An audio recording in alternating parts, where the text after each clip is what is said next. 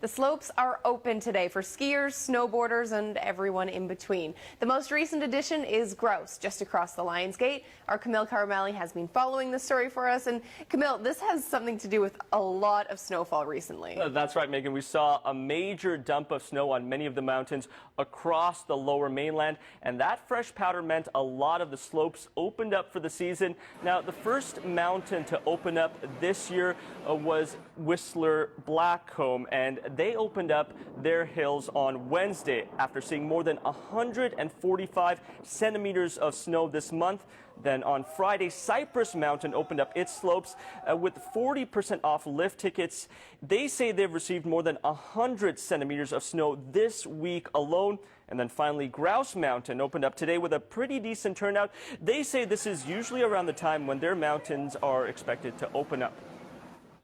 We're right around our sort of normal opening time, anywhere from the latter half of November.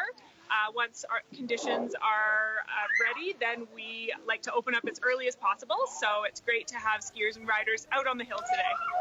Well, it is quite remarkable that they are on track for an average year because it was a pretty warm early November. That's right. So you may remember last year that many of the mountains opened up much earlier. In fact, Grouse Mountain opened up November 20th. And for many of the mountains, that early start meant a banner year. So with this unusually warm November that we've seen this year, a lot of the operators were breaking a sweat, not knowing if the mountains are going to open or the ski slopes are going to open in November at all. So many of them are breathing a huge sigh of relief now that they're back on track.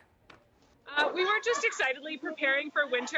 We were undertaking our usual preparations, getting the hill ready, and so that we'd be able to open once the snows came and conditions allowed.